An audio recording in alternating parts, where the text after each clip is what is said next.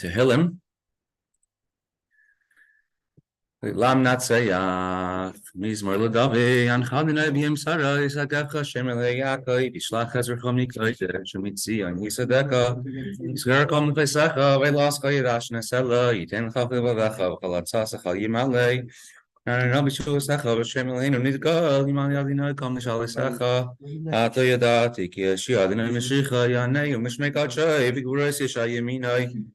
Eila Barecha, Eila Basusim, Anachnu B'Shem, Adinay Lehinu Nasker, Hema Karu, V'Nafalu, V'Anachnu Kamnu, V'Nisaida, Adinay Yeshia, Melech Yaneinu, V'Yoim Kareinu, chapter 115. Hallelujah, Hallelujah, B'Kachai, Hallelujah, B'K Yehuzai, Hallelujah, B'Gvuday Sav, Hallelujah, K'Rayv Gudlai, Hallelujah, B'Seik HaShoifar, Hallelujah, B'Nevel V'Chinar, Hallelujah, B'Seif U'Machal, Hallelujah, B'Mini V'Ugav, Hallelujah, B'Tzotzalei Shama, Hallelujah, B'Tzotzalei Siruah, Kolan Shama, Hallelujah, Hallelujah. If you have it, money in your recording, put the money in the pushka, please. Okay.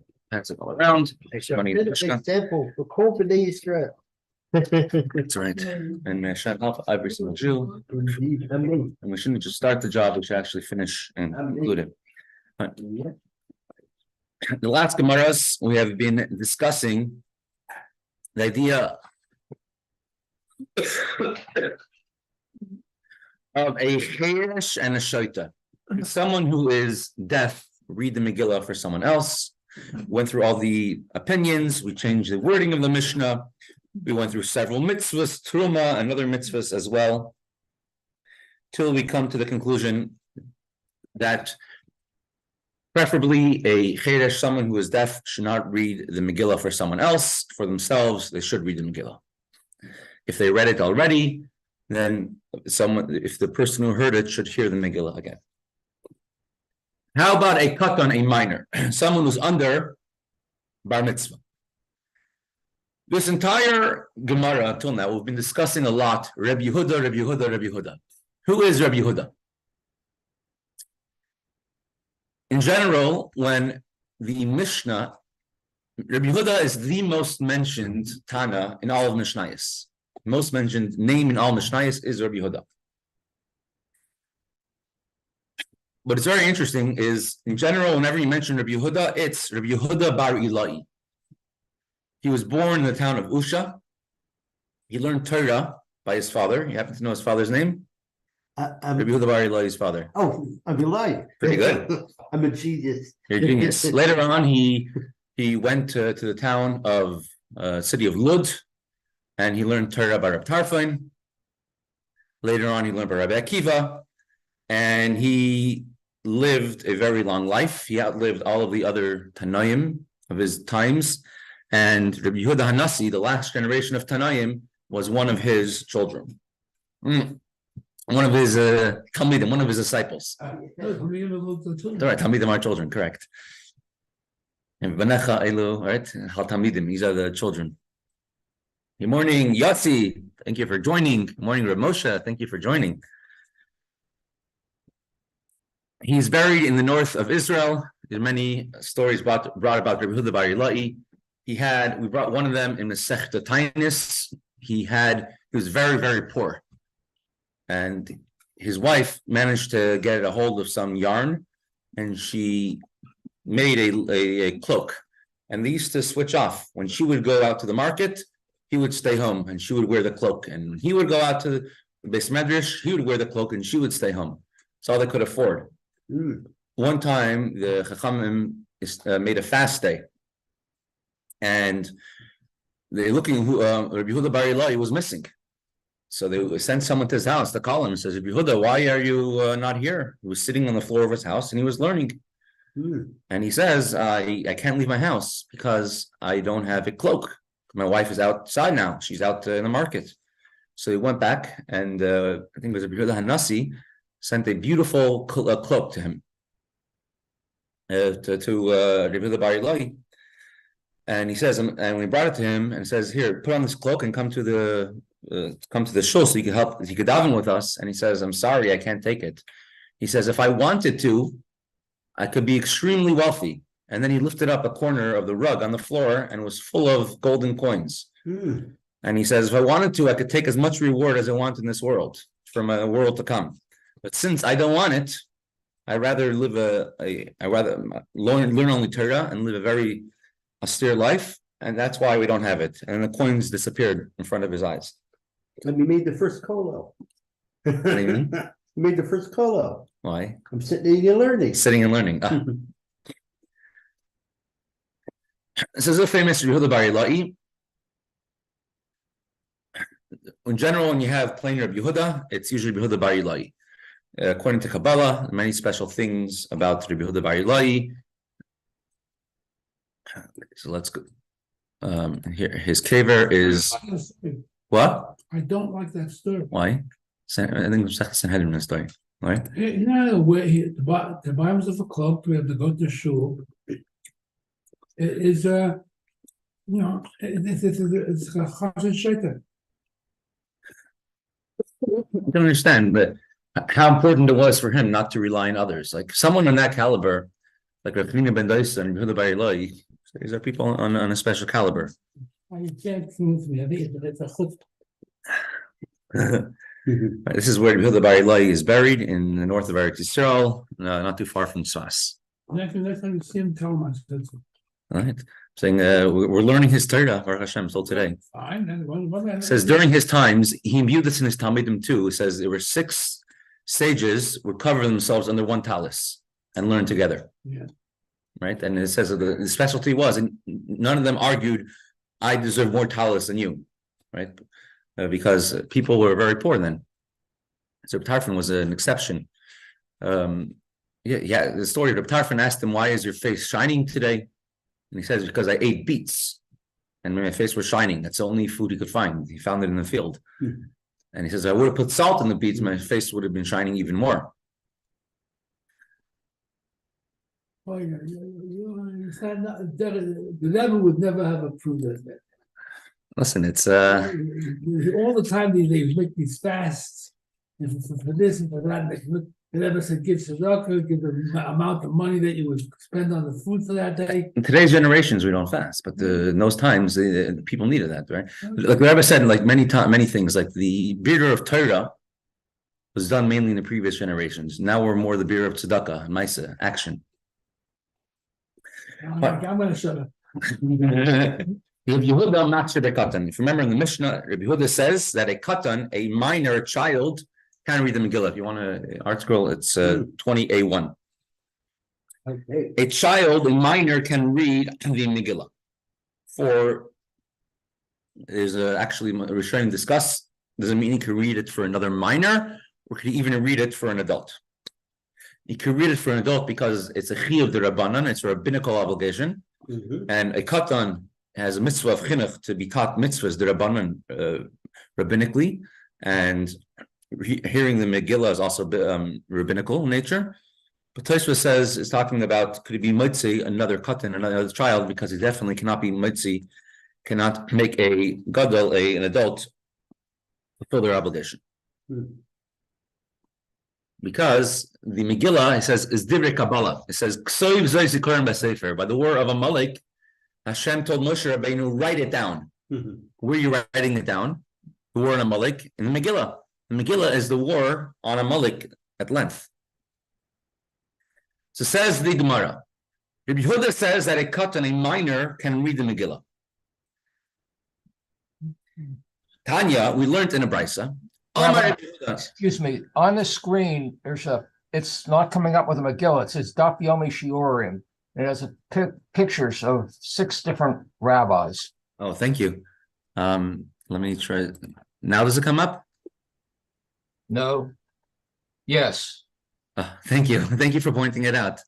Thought I did it thank you. Rabbi Yehuda Machshir Bekatan. Rabbi Yehuda allows a minor to read the Megillah. And the Gemara will now bring 2 anecdotes, Ma'aser Rav, 2 stories that happened to prove Rabbi Yehuda's point. Tanya, we learned in a brisa. Amar Rabbi Yehuda, says Rabbi Yehuda, Katan Ayisi, when I was a child, and I read the Megillah. L'mayla means above Rabbi Tarfon and the elders in Lud.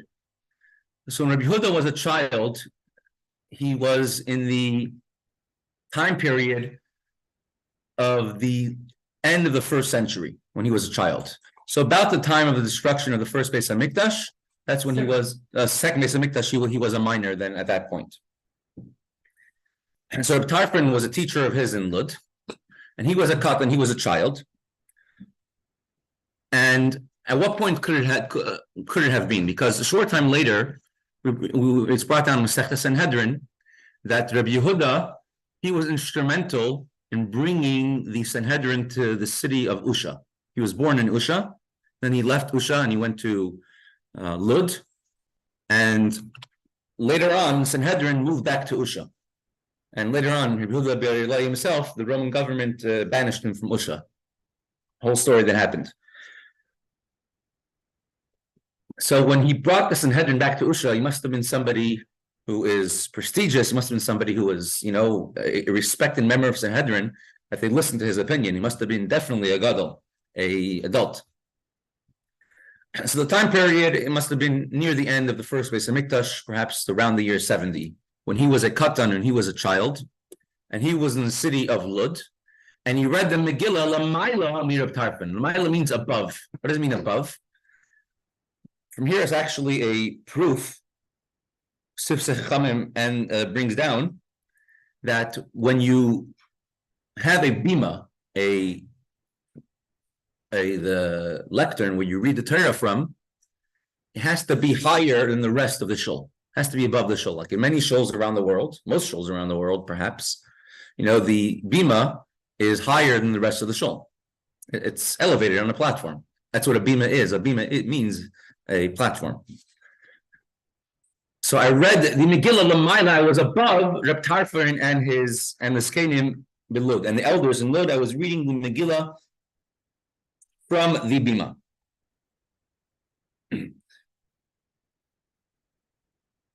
Amrulai, and so we see. So Rabbi Yehuda says, you see, when I was a child, I read the Megillah for adults in Lud. The great people of the generation, Reb Tarfon, my teacher, and the other elders. So a katan, a child, can read the Megillah.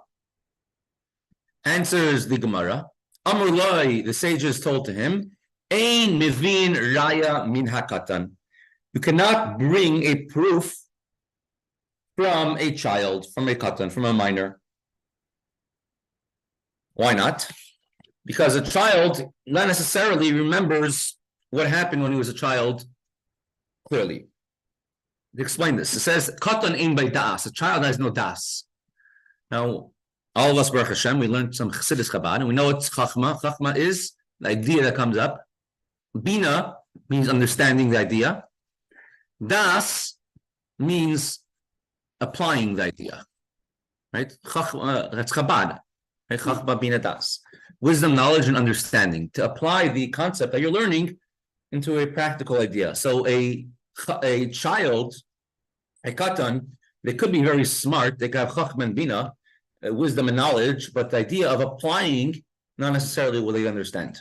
Das. And nobody was going to be relying on the Vilna Gaon when he was a little kid, despite the fact that he astounded people. Correct. Right. The Vilna Gaon and Alter Rebbe, when they were children, they were far beyond, the greatest Gaonim of nowadays. Mm-hmm. But you can't rely on them because they're a child. And a child, although they have Chachma and Bina, but the Das is not merely academic knowledge. It's how to apply practical knowledge, and that's only after your bar mitzvah do you receive that.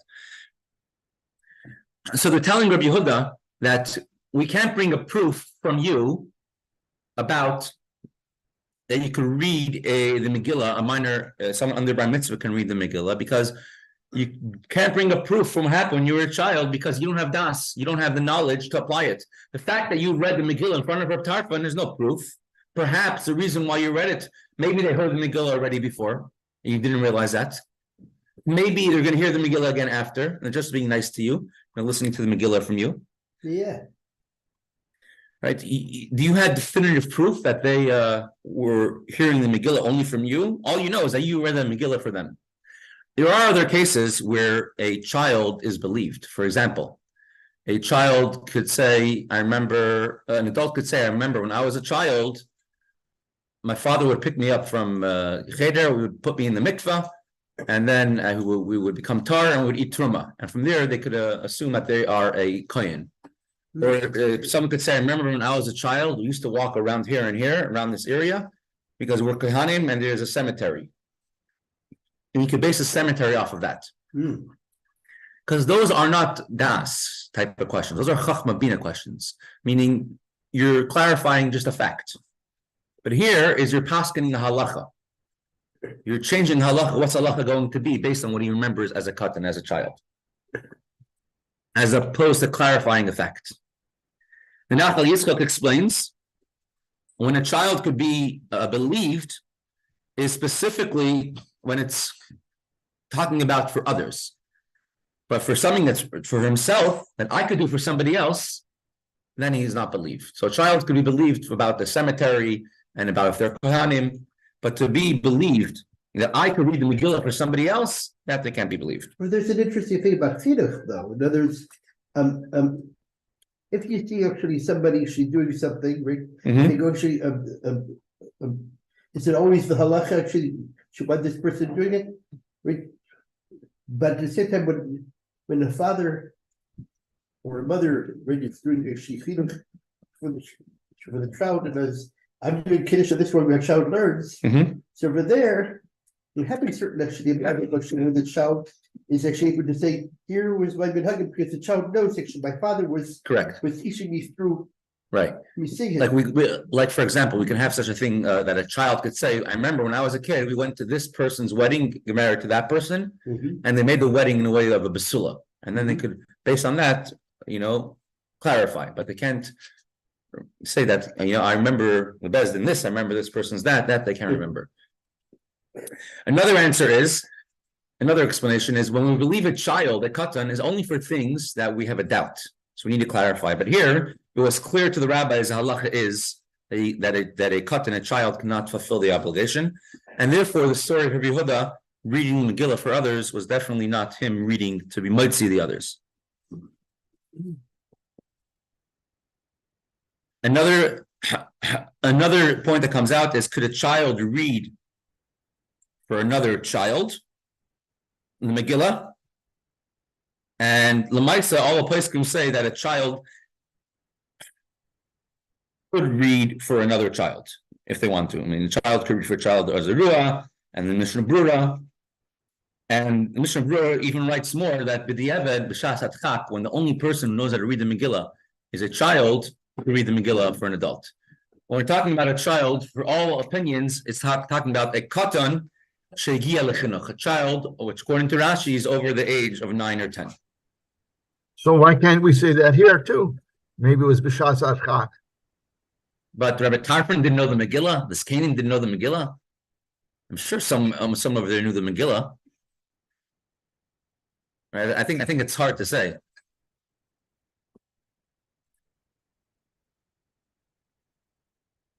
A very simple question is, could you bring a proof for me? If I say something, could you bring a proof for me? I tell you that on this corner over here by Murray and Loretta, you don't have to stop by the stop sign.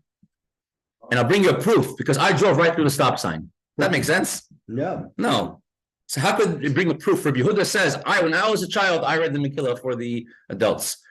Rabbi Yehuda is the one whose opinion in the Mishnah that a child could read the Megillah. How can you bring a proof from him? Well, because obviously you're not relying on Rabbi Yehuda, you're relying on his teachers, on Rabbi Tarfon, and the elders. And he's saying, don't rely on me, rely on my teachers. Let's continue the Gemara. Tanya, we learned in a Brisa. Amar Rabbi, says Rabbi Yehuda Nasi, Katan Ayisi, I was a child, V'kodisi alamaylam Rabbi Yehuda, and I read the Megillah for Rabbi Yehuda. Oh. Amar Loi, they told him, so we see Rabbi Yehuda Hanasi, who was the last generation of Tanaim, 100 years after the Korban, was reading as a child for Rabbi Yehuda, who was a child during the Korban. Amar Loi, they told him, Ein Nevin Raya Min HaMater. You cannot bring a proof from someone who is a permissive person. Rabbi Yehuda is the one who permits a child to read. So the fact that you read the Megillah in front of him is not a proper proof. Being that although somebody knows someone can have an opinion, but if everyone rules, if all the sages rule different, he can't go according to his own opinion. Right, so let's say you have a bezdin, right? Two people rule that the bezdin of three people. Two of them rule, let's say that something is not kosher, and one rules that it's kosher. The one who rules that this thing is kosher, this piece of meat is kosher, cannot eat it, even though he holds it's kosher, because the other two of the bezdin say it's not kosher. So Rabbi Yehuda, the fact that he heard the Megillah from Rabbi Yehuda Hanasi, Rebbe, as a child, you would think to say that the halacha must be that a child could read the Megillah, right? Because Rabbi Yehuda will not go against the sages who say a child cannot read the Megillah. So he says, and the Gemara says, no, you can't bring a raya, a proof from a matir, someone who permits it. Rabbi Yehuda himself is the author of the Mishnah's lenient opinion, and many Tanaim disagree with Rabbi Yehuda. And Rabbi Yehuda, that's the Rabbi Yehuda Shibar. Rabbi Yehuda Bar Ilai. Oh, We're talking about two Rabbi Yehudas. Rabbi Yehuda Hanasi read the Megillah for Rabbi Yehuda Bar Ilai when Rabbi Yehuda Hanasi was a child. Continues the Gemara. So let the sages say to Rabbi Yehuda, like in the previous brisa. In the previous brisa, we said that we cannot bring a proof from a child. Why do we not give the same answer? Tell Rabbi Yehuda Hanasi, you were a child then, we can't bring a proof from what you said. So why say the second type of answer that cannot bring a proof from Rabbi Yehuda, who himself is the opinion which permits it? And there's the Gemara.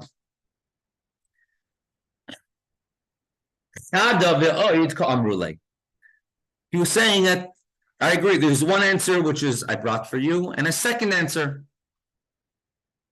What meaning both answers are true. First of all, you cannot bring a proof from a child. And second of all, even if you could bring a proof from a child, you cannot bring a proof from a child who read in front of Rabbi Yehuda, who's the one who allows children to read the Megillah.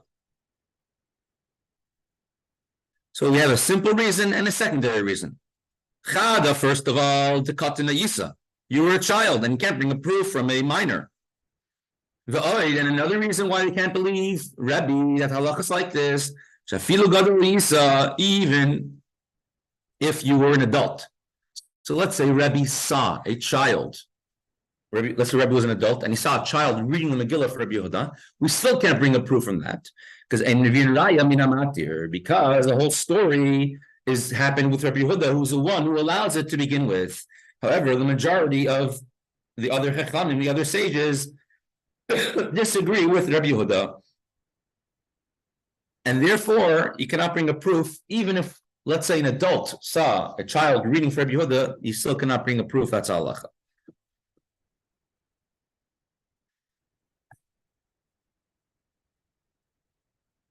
So there are many different mitzvahs. The Alter Rebbe brings out in the Shulchan Aruch that a child who is a Giyah Lechinuch, already the age of understanding benching, could bench out loud, and a gadol, an adult, could hear, answer amen, and be mitzvah and fulfill their obligation. Now, if that's halacha when it comes to benching, why is it different by Megillah? How come by Megillah a child cannot read for an adult? And the Gemara says halacha not like Rabbi Yehuda 2 different times.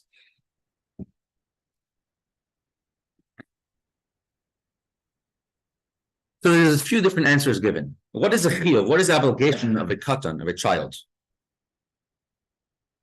There's a mitzvah from the Torah to bench. So you're teaching a child after you eat, thank Hashem. You teach a child to eat, to bench, to bless Hashem after they eat. So when they grow up, they know that they're going to have to bless Hashem after they eat.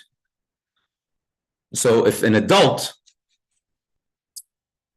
who ate, the Alter Rebbe says only in a certain situation. From the Torah, you only bench if you ate Kedei Sevilla, if you're full. So let's say you're Kanai Nahara, a big guy, and in order to get full, you got to eat, 2-3 plates of food. So Minat Torah, biblically, you only have to bench if you're full. Min D'Rabbanan, from the sages, they added on that if you ate a kebeya, the size of 2 olives, the size of a large egg, if you ate that amount of bread and food together with it, you already have to bench, even if you're not full. That's a rabbinical obligation. So if someone ate the amount of food of a kebeya, so of an egg, but they're not yet full, so they're only rabbinically obligated to bench. So then a child is allowed to bench for them out loud, and they can answer Amen, and they fulfill their obligation of benching. However, let's think about it like this. How could one person do a mitzvah for another? How can I make kiddush for you? One adult make kiddush for another adult. How can we do this in general? Good question, no? How is it even possible? And the answer is because there's a rule called Yisrael. Every Jew is responsible for the other Jew. We share responsibility in a good way, right? I could do a mitzvah for you and have you in mind. Certain mitzvahs I could have you in mind, and also the not good way. You know that God forbid a punishment for one Jew could affect another Jew. There's a story of the Rebbe Rashab, how there were 2 partners in a business. Both of them were Tmimim, they learned in Lubavitch. And one of them, unfortunately, left Yiddishkeit, and one of them was still a chassid. And there was a large loss. There's what? Large loss, a fire, which destroyed a lot of their business. And so the Rebbe Rashab was in the city of Peterburg, and the 2 partners came to him.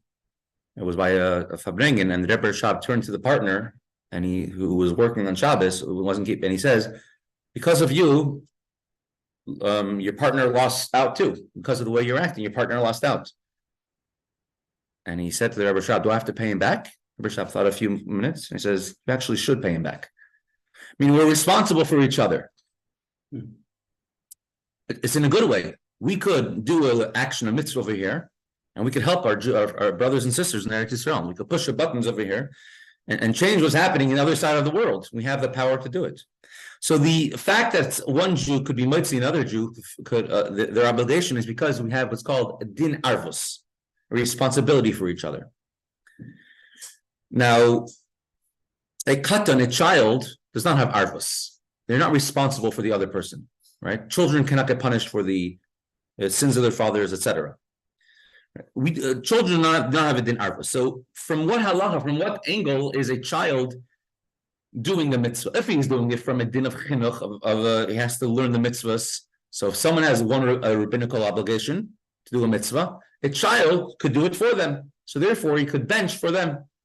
However, din arvus, making kiddush for somebody else, is responsible for each other, that a child cannot do, because a child cannot be mitzi and cannot fulfill their obligation. Dovi mentioned 2 days ago that a child can make kiddush for an adult, for a woman. There's actually a discussion about that. Because let's say the child went to shul and he davened Ma'ariv. During Ma'ariv, Shemoneh Esrei, you already yotze kiddush with that. We have to, because you say Veichulu Hashemayim during Shemoneh Esrei, and we repeat it again after. So technically, you already have fulfilled your obligation of kiddush davening Ma'ariv. Because you've already hit finished over there. Correct. Just the sages said, Chum said that Katsheyo al Yain, we have to sanctify Shabbos over a cup of wine. But technically, we already fulfilled our obligation of kiddush during Shemoneh Esrei, during davening. So if a child, we're talking, because only a child over 9 or 10 who's the age of education, age of understanding, if they daven Ma'ariv in shul, and a woman at home did not daven Ma'ariv, so he technically fulfilled his obligation to make kiddush. So could he make kiddush for a woman? It's a good question. It's a shaila, and they say that, whatever the halacha, yes, he's allowed to, because once the sages said that you have to make it on kiddush, you're transferring the biblical obligation there onto there. But Yom Kippur, it's a mitzvah to teach children to fast for several hours. How about the other fast, the rabbinical fast, Do you have to educate your children to start fasting? Tzom Gedalia, Taanis Esther. And halacha is you don't have to. Even for Tisha B'Av, huh? Even Tisha B'Av, correct. Mm. All these fasts are rabbinical in nature. Yom Kippur is biblical, right? We're still going to fast when Mashiach comes. Mm. All the other fasts, we're not going to fast. They're rabbinical in nature. It's Gullah's fasts, right? So halacha is you don't have to educate your children at all to fast on those days. You should do is to cut down on sweets and things like that. But you don't have to educate your children to teach them to fast on the other fast days.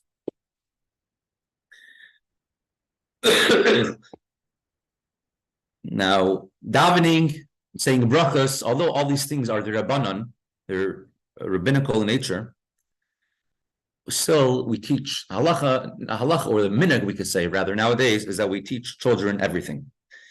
And of course, as Hasidim, we know what the impression you get when you're a child stays with you forever, much, much more than everything else. Right? That's why Soviet Russia, they had no problem with the elder going to shul. The problem with the Frierdiker Rebbe was that he was making chadarim, children, yeshivas for children.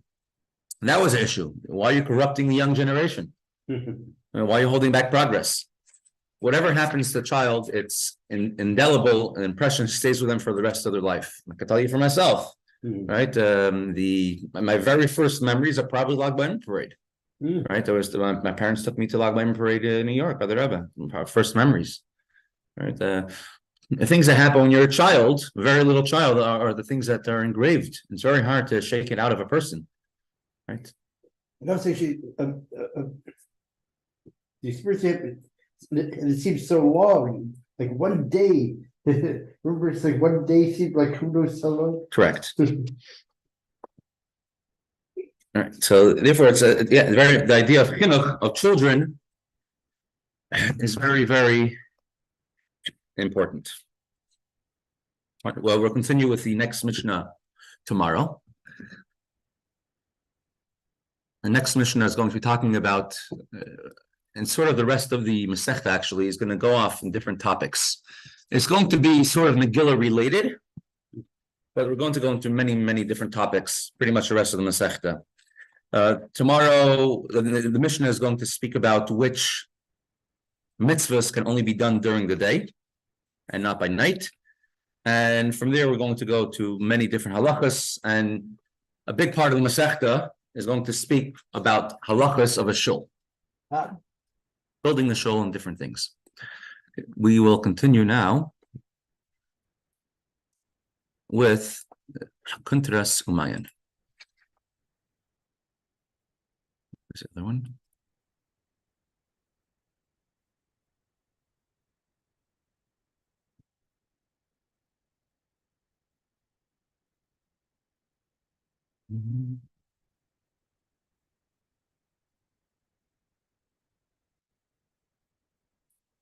Or if you have a Kuntras Umayan with you, we are holding in Maimer Chavav, Parak Aleph, Maimer 26, chapter 1.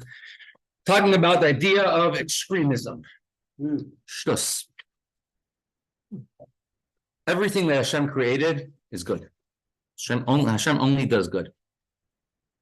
Sometimes we don't know the good. It's hard to see the good. Sometimes you just have to trust with simple faith that it's good. And we'll never know why Hashem did certain things. Sometimes we'll get to see it clearly. Sometimes we don't.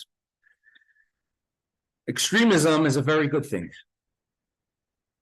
To be extremist, the Rebbe called himself, I'm an extremist, Meshuggah, about Mashiach. We brought a story of someone we mentioned earlier today. Who did we mention today? Yehuda Bar? Eloi. He lived a very long life, remember? 120 or something? I'm not sure exactly how long, but quite a long life. And we mentioned last time we learned Kuntras Umayan that Yehuda Bar Eloi, whenever a kala, a bridal procession was going by, the Beis HaMedrash, who would run out and he would take hadassim, take myrtles, and start dancing in front of them. And he would sing beautiful kala and give compliments to the kala. And in Shlomo Bar Yitzchak, he would juggle 3 hadassim in front of the kala. And Rebbe Zera told Rishon Bar Yitzchak, you're embarrassing the Torah. You're embarrassing the honor of the Torah. And when he passed away, there was a pillar of fire came down and separated between him and the people. And Rabbi Yehuda Bar Ilai passed away, a fire in the shape of hadassim, of a myrtle, came down and was on top of his aron. And they say, this folly stood the sage in good stead. His extremism was very good. Meaning that Rebbe Zera was saying a valid thing. If you're asking the rabbi, asking the rav, it makes sense. Don't go crazy. Don't be so extreme. Look at Esther. If Esther would have asked a rav, a rabbi, go to Bezdin, should I risk my life? Go to Achashverosh and beg him to save the Jews. He'll probably kill me. What would a rav say? Rav would ask, how long do you have? So the decree is in another year. Rav would probably say, wait till the king calls you. That's probably what the Rav would say. Don't risk your life. Mordechai told her, risk your life. Go on Mesiras Nefesh. Go to the king right away. With extremism of Kedusha, that's how we take away the extremism of the other side. If the world now is being extremist against the Jews, we have to become extremists much more than them. It's amazing how easily the world turns on the Jews. I don't think they just turned, they're just revealing what was always there. That's why I admire for people who actually convert to Judaism. It's like I think to myself, I'm proud of being Jewish, but if I wasn't going, would I really want to do that? I don't know. Correct. Listen, there are Hasidim Masa'olam, they are the pious and the righteous of the nations of the world. Sure. Right, and they have a portion in the world to come, and they have they also come the neshamas from Klipas Noiga, etc. And this is what Shekadu Navi Meshuga. Yehu and his friends, although Yehu was a sinner, but since he killed the house of Achav, Hashem anointed him as a king. Achav was even a greater sinner. But when the Navi, Elisha came, the prophet came to Yehu, and his friends were with him, and they started making fun of him. Why is this crazy guy coming? Why is this extremism coming? Why is this extremist coming to you? They didn't know that that Elisha was sent to anoint Yehu as a king. All right, so they might respect him. They know he's a prophet, but they know he's crazy. And today in Eretz Yisrael, you have that. People learning Torah the whole day, but they're extremists. They're crazy. They're not for us. In general, that's the way I think everyone in the world is, or everyone in Yiddishkeit. Whoever is more from than you is an extremist. Whoever is less from than you is totally exactly.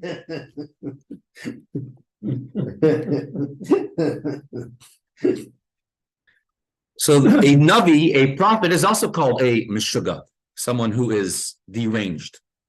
Deranged is actually, crazy in this sense, is actually what's supposed to be normal.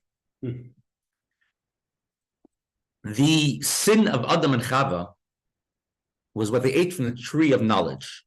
Knowledge is opposite of crazy. When you know what you're doing, you're not crazy anymore. Right? If someone who with an adult acts the same way as a child, and he takes all the cereal, throws it all over the house, and colors on the walls, they'll call him crazy. Yeah. Right? The exact opposite of hadas. Hadas is knowledge. Hadas is knowing. When Adam and Chava ate from the tree of knowledge, that's when suddenly everybody became, quote unquote, normal. Right? To become quote unquote normal happened only after Adam and Chava ate from the tree of knowledge. The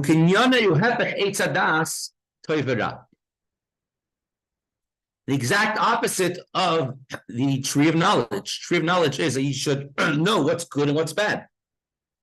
To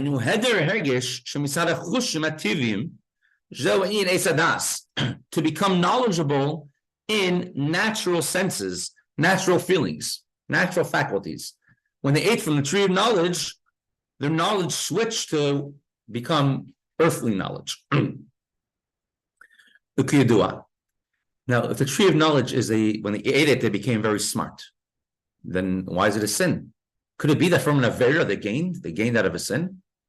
Famous question asked to the Rambam in Moreh Nevuchim.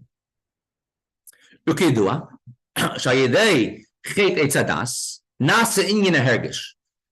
Through the sin of the tree of knowledge, it suddenly increased sensitivity. The sensitivity to physical things, sensitivity to what will everyone say about me, what will my neighbors say, what will my friends say, what will A, B, and C, what will America say, what will who knows what say, what will Russia say, right? The sensitivity happened from the tree of knowledge. Suddenly you're double thinking yourself, what is everyone else going to say? What will it says that after Adam and Chava ate from the tree of knowledge, they realized that they were both unclothed, and they felt no shame. Tell me, they didn't know that they were not clothed. Hashem created them without clothes. They didn't know that, they didn't have any clothes on. Ella, in the beginning, they didn't realize it. They weren't aware of it. They knew it, but they weren't aware of it. It's like you're not aware of your breathing, you're not aware of everything else. And so they weren't ashamed then. Correct. Like it says in it says when Adam and Chava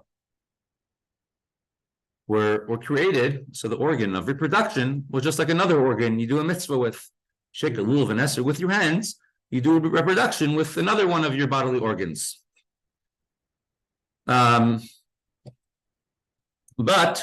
there was no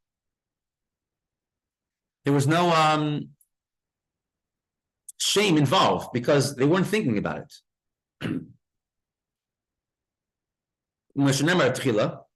As it says, when they were both unclothed and they were not embarrassed.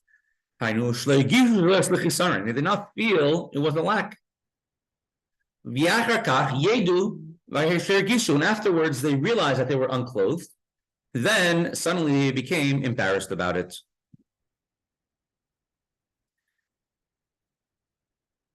The Moreh Nevuchim of the Rambam, the guide of the perplexed. The Rebbe would always call the Rambam was a Moreh Nevuchim, the guide of the perplexed of his generation and of all generations. Right, the Moreh Nevuchim, Sefer by the Rambam, is on display. One of the original Moreh Nevuchims, written in Judeo-Arabic by I think the Rambam has some of his copies on there. His handwriting on there. It was actually written in Arabic. Correct. Yeah. That was translated into Hebrew. Right. In general, it was discouraged to learn Moreh Nevuchim. It's a theological work, and the Rambam wrote it for someone who was already deep into philosophies, and he wrote it to understand things and to explain things on his level. But someone who's not into that, say, it wasn't suggested to learn Moreh Nevuchim. But in Moreh Nevuchim, there was a wise person, a scholar, who asked the Rambam,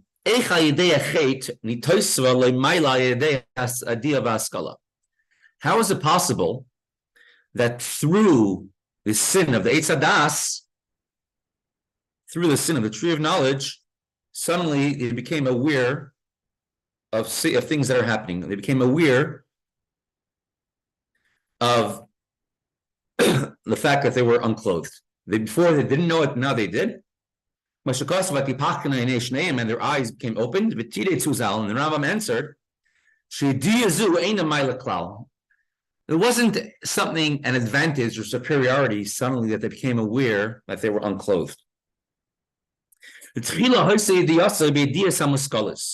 the beginning, he was aware they were involved in intellectual pursuits, meaning subliminal pursuits, theoretical, meaning deep godly concepts. That's what Adam and Chava were busy with. And they had no need, and they did not focus at all on things that are open and clear to everybody in the world. Things that are nice and not nice. It wasn't their focus. They did not focus one bit on what's going on in the physical world. Pleasures, non-pleasures, it wasn't their focus at all. But after they ate from the tree of knowledge, they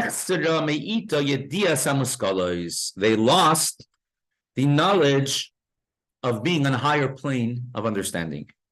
And now suddenly their whole entire perception became a natural perception. So it was a lack, a loss when they ate from the tree of knowledge. That now their knowledge became on a much lower level. Suddenly realizing what's pretty and what's dirty. It's a very great drop from their level, from the previous level. There was in the late 70s, early 80s mainly, quite a contingent of Satmar Chassidim, which slowly but surely they became Chabad Chassidim. It was a very big deal in the frum world at that time. A lot of drama around that. So there was a certain a big Talmud Chacham, a big Torah scholar in Satmar, who, when he was becoming, learning Chassidus more and more, he asked a question to Rabbi Yoel Khan. He asked him a question like this. He says, the Kfar Chabad magazine, you ever heard of it? It's a Hebrew magazine, so I don't know if you've heard of it. Between the Kfar Chabad magazine and the New York Times, there's millions of subscribers. So it's one of the greatest magazines out there. But it's a magazine all about Chabad in Israel, all over the world. Shluchim, articles, interviews with people, interviews with Shluchim, interviews with Bali Tshuva, events that are happening. It's a beautiful magazine that comes out every week from the 80s. Still comes out every single week. A wealth of knowledge and different things in there. History and knowledge and news. It's called the Kfar Chabad, named after the village in Israel called Kfar Chabad. So the Kfar Chabad magazine had a picture on the front cover. There was a charter flight of Chassidim traveling from Israel, Eretz Yisrael, to New York to go see the Rebbe. And on the front cover, I'm putting it there. If I find it, I'm going to put it up on the screen another day. On the front cover of the Kfar Chabad magazine, there was a picture of Chassidim dancing in front of the plane. Then by the plane, you had to in front of the plane, you had to go up with stairs, right? It wasn't like today where everywhere you have the air ramps, you could just walk right into the plane. So Chassidim were dancing in front of the staircase of the plane. And on the side, you saw that a few women who were also on the flight were standing on the side. So he says, how are you talking? How's it possible that you're putting a picture of women on the cover of the Kfar Chabad magazine? Good question. Right? How could you put a picture of women on the Kfar Chabad magazine? It's not sneeze. So the Rabbi Yoel Khan answered him. He says, you have to understand. The Kfar Chabad magazine, it's a frum magazine, it has a policy, they don't print pictures of women in the magazine. When the editor of the Kfar Chabad magazine saw this picture, what he saw was a picture of Chassidim dancing on the way traveling to the Rebbe. So he put the picture on the cover. When you see the picture, the first thing you see is a woman dancing. What is your focus? And what is everyone else's focus? He doesn't even focus on that. What's everyone else's focus is on this. It was a Bakrim who doing Mitzayim in Eretz Yisrael in Israel. Chabad is very non-political, and till today we're non-political. We don't officially endorse, I think, any candidates, any parties, etc. in Eretz Yisrael. And these words were on. We said they were on something. The Bakrim were on something. No, the Bakrim doing Mitzayim. They're going around. They have a tefillin stand on the street in Eretz Yisrael, and they're stopping Jews asking to put on tefillin with them. all over the Holy Land of Israel. And there's one time, when they go back to the yeshiva, because on Friday afternoons, when there's no yeshiva, that's when they do it. When yeshiva's off. And there's a non-Lubavitch yeshiva down the block from them, and all the other students from the other yeshiva says, how could he go there? They're Tel Aviv in the middle of the street. There's billboards that are not tznius and not modest. How could he go there? He says, I don't know. I never noticed it. He says, what are you talking about? He says, there's very large billboards that are not tznius, that are not, modest. He says, honestly, I've been there every single week for years. I've never noticed this billboard. I know what you're talking about.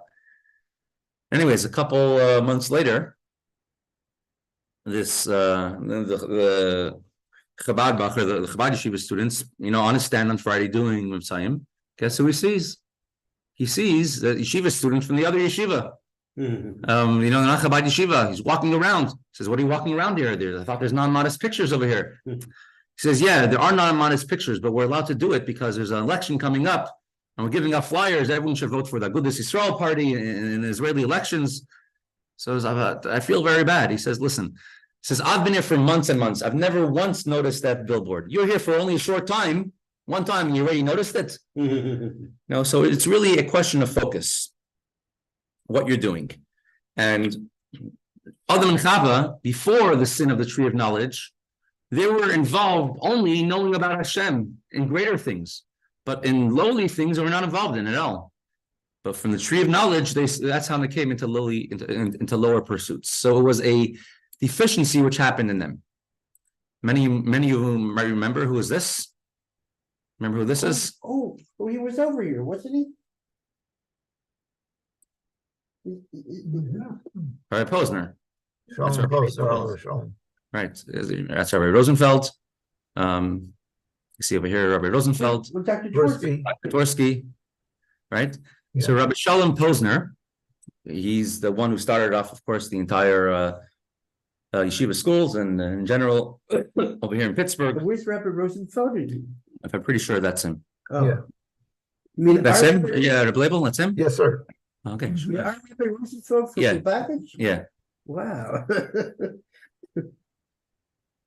So Rabbi Shalom Posner, when he first left Russia in the 1930s, so he went to Eretz Yisrael, and it was called Palestine. And some of his children, it says on their birth certificate, they're born in Palestine. Right? Rabbi Zalman Posner was born in Palestine. That's what it says. He's a Palestinian. Rabbi Zalman Posner from Nashville. And he had a job over there in the beginning tried to be a shochet, and there was no jobs as a shochet available. So he had a job laying roads in Eretz Yisrael. And he would take large rocks, large stones, pick them up, put them on the roadbed, and then he would take a large sledgehammer and he would smash it. And that was what he was doing. And the Frierdiker Rebbe came to visit Eretz Yisrael in 1929. And only Rebbe who visited Eretz Yisrael, we spoke about when he went to Hebron, and 2 weeks later was a massacre in Hebron. Remember, we spoke about that in the summer. And the Frierdiker Rebbe came to visit Eretz Yisrael, and his chassid, Shalom Posner, who's in Eretz Yisrael, comes to the Frierdiker Rebbe, comes to see him. And the Frierdiker Rebbe, and he tells the Frierdiker Rebbe, he had yichidus, what's he doing? And he says, I'm working, I'm laying roads and smashing stones on the roadbeds. That's my job. And Frierdiker Rebbe says, we didn't put so much koiches, power, strength into you. And you didn't need miracles to leave Russia and to come to Eretz Yisrael in order they should be laying stones on the roadbed. There's much greater things for you.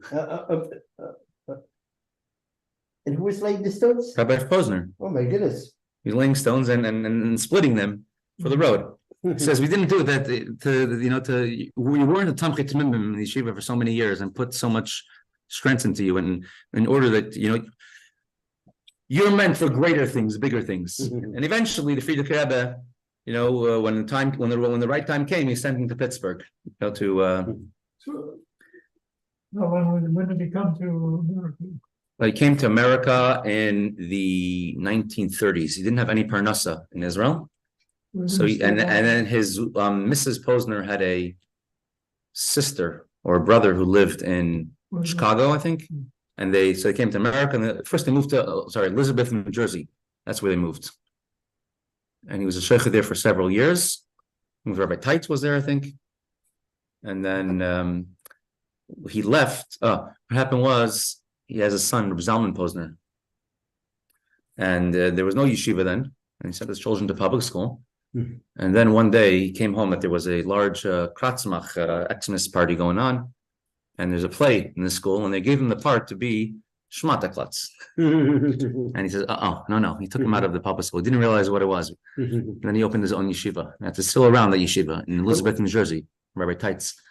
You're saying it's first issue Rabbi Posner? Yeah, first he moved to Elizabeth, New Jersey. Then he moved to Chicago. And so he was having these kids in public school. Correct. And then after I moved to Chicago, and in Chicago, he was a gabbai of a shul, and the shul was giving him a very hard time. Well, officially was a Chabad shul, but he was too frum for the Chabad shul because he was too old school, I guess. He was too old school for the shul, and he was having a lot of problems. He wasn't getting paid for being a gabbai of the shul, and eventually, a friend of his, went over, offered him that he's opening up a business to sharpen knives. He's opening up like a truck that could drive around and go around to restaurants and sharpen knives for them. And so he wants to take him on as a partner. He doesn't have to invest any money. That way he won't have any troubles from the gabayim of the shul, and he'll have his parnasa. He won't be poor anymore. He says before doing such a thing, I have to travel to Frierdiker Rebbe and ask him. And this is in 1943, I think. And he traveled to New York and traveled to Frierdiker Rebbe. Was in Yechidus by Frierdiker Rebbe. And Frierdiker Rebbe listened to him, and Frierdiker Rebbe pulls out a letter, and Frierdiker Rebbe says, how could you go ask me if you should go around and start sharpening knives when there's so much to be done? I have a letter over here from Pittsburgh asking me, please, could you please send someone to open a yeshiva here in Pittsburgh? And I have nobody to send.